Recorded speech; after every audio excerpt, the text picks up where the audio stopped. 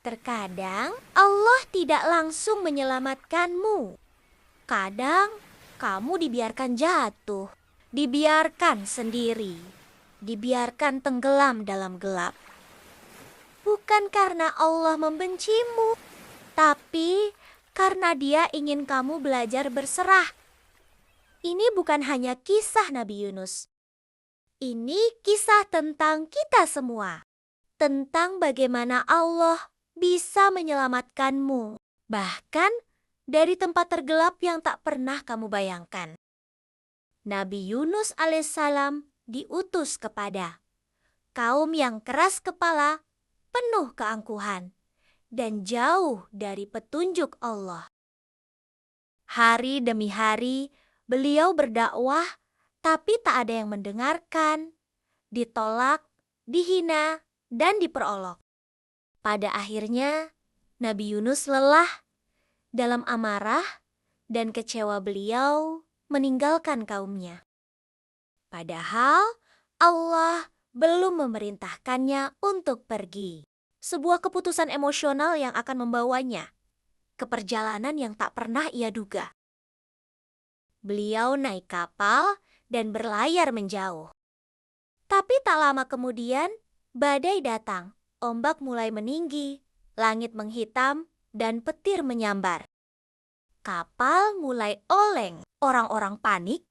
Mereka percaya ada seseorang di kapal ini yang menjadi sebab bencana. Maka mereka mengundi.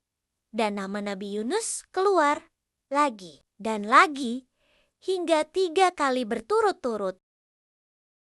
Di tengah badai yang menggila, Nabi Yunus hanya diam. Beliau tahu ini bukan tentang laut, tentang amanah yang belum selesai. Tentang amanah yang belum selesai. Tentang tanggung jawab yang ia tinggalkan. Beliau tidak marah, tidak menyangkal, dan tidak mencari pembenaran. Maka dengan penuh penyerahan diri, Nabi Yunus berdiri, melompat ke laut yang gelap dan dingin. Di antara gulungan ombak terlihat makhluk Allah. Seekor ikan besar, atau sebagaimana dalam banyak riwayat, disebut paus. Dengan izin Allah, paus itu menelannya. Namun, tanpa melukainya. Gelap, sunyi, dingin. 3 kegelapan menyelimuti beliau. Gelapnya laut, gelapnya malam, dan gelapnya perut ikan. Tapi justru di sanalah lahir sebuah cahaya kesadaran. Di tempat yang mustahil dijangkau manusia, Nabi Yunus bersujud, menangis, dan memohon. Doanya sederhana, tapi menggetarkan langit. La ilaha illa anta. Subhanaka ini kuntu minaz zalimin. Tiada Tuhan selain Engkau. Maha suci Engkau. Sungguh aku termasuk orang yang zalim. Doa itu naik menembus lautan, melewati langit dunia, hingga sampai ke arsy. Para malaikat berkata, "Ya Allah, itu suara Yunus, hamba-Mu. Kini ia memanggil dari tempat yang sangat jauh." Allah menjawab, "Aku akan menyelamatkannya." Allah memerintahkan paus itu untuk memuntahkan Nabi Yunus ke daratan.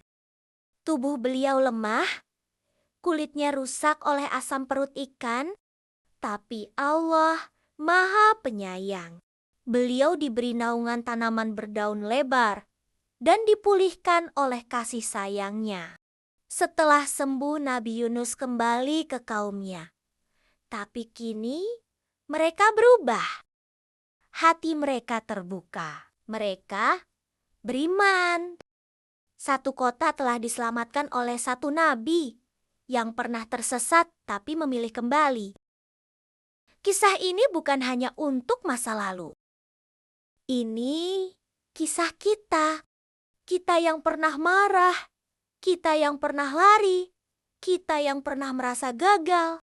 Tapi selama kita masih berserah, masih bisa mengucap, "Ya Allah, ya Allah, aku telah zalim pada diriku sendiri."